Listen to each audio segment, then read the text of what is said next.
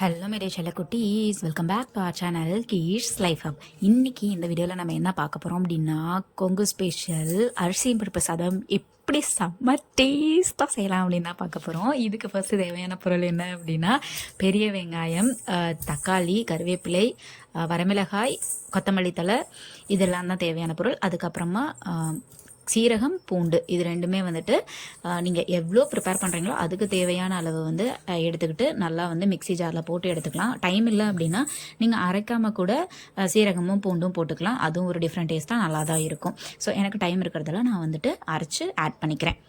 ரொம்ப நைஸ் பேஸ்ட்டாக அரைக்கணும்னு கூட தேவையில்லை. ஓரளவுக்கு இந்த மாதிரி குறகுறன்னு அடிச்செடுத்தாலே செம்ம டேஸ்ட்டாக இருக்கும். அப்புறம் மஞ்சத்தூள் வந்துட்டு தேவைங்க.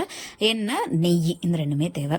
நெய் போட்டால் இன்னும் டேஸ்ட்டாக இருக்கும், இல்லைன்னா கூட பரவாயில்ல. ஸோ ஃபஸ்ட்டு வந்துட்டு அதுக்கப்புறம் முக்கியமான ஒரு விஷயம் மறந்துட்டேன் பாருங்கள், அரிசியும் பருப்புங்க. இப்போ வந்துட்டு 2:1 ரேஷியோவில் ஆட் பண்ணிக்கோங்க. 2 டம்ளர் அரிசி போட்டால் 1 டம்ளர் வந்து பருப்புன்ற கணக்கில் ஆட் பண்ணிக்கோங்க. நான் வந்து ரெண்டையுமே வந்து முன்னாடியே ஊற போட்டுட்டேங்க. ஒரு அரை மணி நேரம் 1 மணி நேரம் கிட்ட நல்லா ஊற வச்சிங்கன்னா நல்லாவே இருக்கும். ஸோ இப்போ வந்துட்டு நான் வந்து ஒரு பெரிய குக்கர் எடுத்துக்கிட்டேன். அதில் வந்து ஒரு 2 ஸ்பூன் வந்து எண்ணெய், அதாவது கடலெண்ணெய் ஆட் பண்ணிவிட்டு 1 ஸ்பூன் வந்து நெய் ஆட் பண்ணிட்டேன். ஸோ எண்ணெய் காஞ்சது பின்னாடி ஒரு 2 ஸ்பூன் வந்துட்டு கடுகு வந்து ஆட் பண்ணிக்கலாம். நீங்கள் வந்துட்டு நான் வந்து 6 பேத்துக்கு சமைக்கிறேன். ஸோ எல்லாமே நீங்கள் வந்து எவ்வளோ பேத்துக்கு சமைக்கிறீங்கன்ற அளவுக்கு நீங்கள் ஆட் பண்ணிக்கோங்க. அப்புறமா வந்து ஃப்ரெஷ்ஷாக உருவின ஒரு 3 கொத்து கருவேப்பிலை, ஒரு 4 வரமிளகாய் வந்து ஆட் பண்ணிக்கிட்டேங்க. அடுத்ததாக வெங்காயம் வந்து ஒரு 3 பெரிய வெங்காயம் வந்து இந்த மாதிரி நீல வாக்கில் அரிஞ்சதையும் நான் ஆட் பண்ணிக்கிட்டேன். அடுத்ததாக தக்காளி வந்துட்டு ஒரு 3 மீடியம் சைஸ் தக்காளி சின்ன சின்னதாக கட் பண்ணி அதையும் ரெடியாக வச்சுருக்கேங்க. ஃபஸ்ட்டு வந்துட்டு இந்த வெங்காயம் வந்து ஓரளவுக்கு நல்லா வதங்கி வரணும். ரொம்ப சோர்ந்து போகணும்னு அவசியம் இல்லை. லைட்டாக கலர் சேஞ்ச் ஆகி இந்த அளவுக்கு வந்து வதங்கினா போதும். அடுத்ததாக சீரகமும் பூண்டும் வந்து நம்ம வந்து அரைச்சி ரெடியாக வச்சுருக்கோம் இல்லைங்களா, குறைன்னு அதையே வந்துட்டு ஆட் பண்ணிக்கலாம். ஏன் வந்து இது முன்னாடியே ஆட் பண்ணுறோம் அப்படின்னா, சீரகம் பூண்டு வந்து வாசம் வந்து இருக்குங்க. ஸோ அது வந்து அந்த பச்சை வாசம் போய் நல்லா வணங்கி வரணும் அப்படின்னா கொஞ்சம் முன்னாடியே ஆட் பண்ணிக்கணும். ஸோ இப்போ பார்த்தீங்கன்னா அதையும் சேர்த்து நல்லா கிளறி விடுங்க. அது கொஞ்சம் நல்லா பச்சை வாசம் போன பின்னாடி நான் 3 தக்காளி மீடியம் சைஸில் கட் பண்ணி வச்சுருக்கேங்க. ஸோ அதையும் வந்துட்டு ஆட் பண்ணி நல்லா வந்து கலந்து விட்டுக்கிறேன். தக்காளி வந்து கொஞ்சம் சீக்கிரமாக வணங்கி வரணும் அப்படின்றதுக்காக கல்லுப்பு ஆட் பண்ணலாங்க. இப்போ வந்து பார்த்திங்கன்னா கல்லுப்பு நான் வந்து ஒரு ஸ்டார்டிங்கில் ஒரு 2 டேபிள் ஸ்பூன் வந்து கல்லுப்பு ஆட் பண்ணிக்கிறேன்.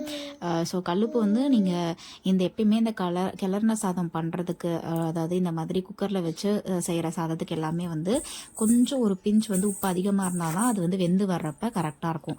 அதனால் இப்போதைக்கு நான் வந்து 2 டேபிள் ஸ்பூன் ஆட் பண்ணிக்கிறேன். ஸோ வந்து நான் நல்லா எல்லாம் பண்ணிவிட்டு அரிசியெல்லாம் போட்டுட்டு தண்ணியெல்லாம் ஊற்றிட்டு கடைசியாக செக் பண்ணுவேன். அப்போ கம்மியாக இருந்தால் ஆட் பண்ணிக்குவேன். இப்போ வந்து பார்த்திங்கன்னா தக்காளி நல்லா வந்து வணங்கி வந்துருச்சு. ஸோ அடுத்ததாக வந்து மஞ்சத்தூள் வந்து இந்த டிஷ்க்கு ரொம்ப ரொம்ப இம்பார்ட்டண்ட்டு. அதனால நான் மஞ்சத்தூள் வந்து ஒரு 3 ஸ்பூன் சின்ன ஸ்பூனில் நல்லாவே ஆட் பண்ணிக்கிட்டேன். ஸோ அப்போ தான் வந்து நல்லா கலர் வரும். கலருக்காகன்ட்டு இல்லை, பட் வந்து பார்க்குறதுக்கு அரிசியும் பருப்பு அப்படின்றதுக்கு ஒரு நல்ல ஒரு இன்க்ரீடியன்ட் அப்படின்னா மஞ்சத்தூள். இப்போ வந்து பார்த்திங்கன்னா அதையும் வந்துட்டு கொஞ்சம் நல்லா கலந்து விட்டுடலாம். இப்போ அரிசியும் பருப்பையும் நான் ஊற வச்சுருக்கேன்னு சொன்னேன் இல்லைங்களா, அதை வந்து நல்லா கழுவிட்டு அடுத்ததாக வந்து ஃபஸ்ட்டு அந்த அரிசியை மட்டும் வந்து தண்ணி இல்லாமல் வடித்து ஆட் பண்ணிக்கிறேங்க. இப்போ வந்து பார்த்திங்கன்னா நல்லா கலந்து விட்டுக்கோங்க. அப்போ தான் வந்து நம்ம போட்டிருக்கிற இன்க்ரீடியன்ஸ் எல்லாமே இந்த அரிசியோட நல்லா வந்துட்டு மிக்ஸ் ஆகும். ஸோ ஃபஸ்ட்டாக வந்து அரிசியை போட்டுட்டு கொஞ்சம் மீடியம் ஃப்ளேமில் வச்சுட்டு இந்த மாதிரி நல்லா கலந்து விடுங்க. லைட்டாக வந்து அரிசி சூடாகட்டும். ஸோ அந்தளவுக்கு கொஞ்சம் டைம் கொடுக்கலாம்.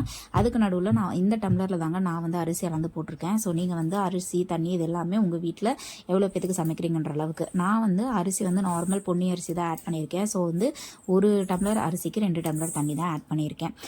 ஸோ அந்த அளவுக்கு ஆட் பண்ணாலே போதுமானது.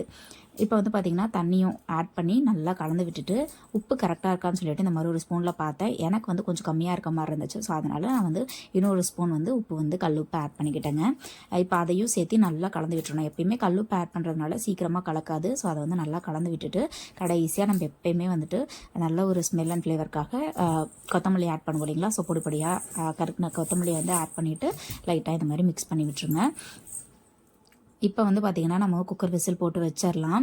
குக்கர் வந்துட்டு மூடிட்டு குக்கர் வந்து நல்ல குக்கராக வைங்க. ஏன் அப்படின்னா விசில் கரெக்டாக வரலனாலும் அடி பிடிச்சிரும். அதனால நீங்கள் எப்பயும் யூஸ் பண்ணுற நல்ல குக்கராக பார்த்து எடுத்து வச்சுக்கோங்க. இப்போ வந்து விசில் போட்டாச்சு. எப்பயுமே விசில் வந்துட்டு நீங்கள் அந்த மேலே ஏர் வந்து வந்ததுக்கு அப்புறமா விசில் போட்டிங்கன்னா உங்களுக்கு கரெக்டாக இருக்கும். இப்போ வந்து பார்த்திங்கன்னா நான் எப்பயுமே 3 விசில் விட்டு எடுத்துக்குவாங்க. அது மாதிரி நீங்களும் எவ்வளோ விசில் விடுவீங்களோ அதுக்கு கணக்காக பார்த்து விசில் விட்டு எடுத்துக்கலாம். இப்போ பாருங்கள் விசில் அடங்கியாச்சு. ஸோ இப்போ நான் வந்து ஓப்பன் பண்ணுறேன். ஸோ பார்க்கவே செம்ம சூப்பராக இருக்குது. சூப்பராக வந்திருக்கு அவுட்புட்டு. இப்போ வந்து பார்த்திங்கன்னா இதோட டேஸ்ட்டுமே நல்லாயிருக்கும் தான் நினைக்கிறேன். இப்போ வந்து நல்லா மிக்ஸ் பண்ணி விட்டுக்கலாங்க. நல்லானா ரொம்ப வந்து கொலன்னு ஆகிற மாதிரி மிக்ஸ் பண்ணாமல் ஓரளவுக்கு கரண்டியை வச்சுட்டு மேலாப்பில் நல்லா வந்து அடியிலேருந்து மிக்ஸ் பண்ணி விட்டுருங்க. இப்போ வந்து பார்த்திங்கன்னா இந்த சாதத்தை பொறுத்த வரைக்கும் நீங்கள் கடைசியாக உப்பு பத்தலைன்னா உப்பு ஆட் பண்ணாதீங்க. அது வந்து அந்தளவுக்கு நல்லா இருக்காது. அதனால நீங்கள் வந்து செய்யும் போதே கரெக்டான அளவு வந்து உப்பு வந்து போட்டுக்கோங்க. இப்போ பாருங்கள் சூப்பராக டேஸ்ட்டாக ஈஸியான ஃபட்டாஃபட் ஒரு சூப்பரான வயிறு ஃபில்லிங்காக இருக்கக்கூடிய ஒரு அரிசி பருப்பு சாதம் வந்து நம்மளுக்கு ரெடி ஆகிடுச்சு. கண்டிப்பாக ட்ரை பண்ணி பாருங்கள், உங்களுக்கு கண்டிப்பாக பிடிக்கும். எப்படியும் வாரத்தில் ஒரு டைமாவது செய்வீங்க. இதுக்கு நீங்கள் ஹெல்த்தியாக வேணும் அப்படின்னா ஒரு ஆம்லெட்டு இல்லாட்டி உருளைக்கிழங்கு ஃப்ரை பண்ணது இந்த மாதிரி எது வேணாலும் சைட் டிஷ்ஷாக வச்சு சாப்பிட்லாம். அன்றைக்கி வந்துட்டு நாங்கள் நைட்டுக்கு தான் பண்ணியிருந்தோம். ஸோ சைட் டிஷ்க்கு ஒரு முட்டை மட்டும் பாயில் பண்ணி ஆட் பண்ணிக்கிட்டேன். ஸோ வந்து பார்த்திங்கன்னா சூப்பராக ரெடி ஆகிடுச்சு. எல்லாருமே டேஸ்ட்டு செம்மையாக இருந்துச்சுன்னு சொன்னாங்க. ட்ரை பண்ணி பார்த்துட்டு இது எப்படி இருந்துச்சுன்னு சொல்லி கமெண்ட் செக்ஷனில் சொல்லுங்கள். அப்படியே நம்ம சேனலுக்கு மறக்காமல் சப்ஸ்கிரைப் பண்ணிவிட்டு பக்கத்தில் இருக்கிற பெல் ஐக்கானை கிளிக் பண்ணிடுங்க. டட்டா பையா.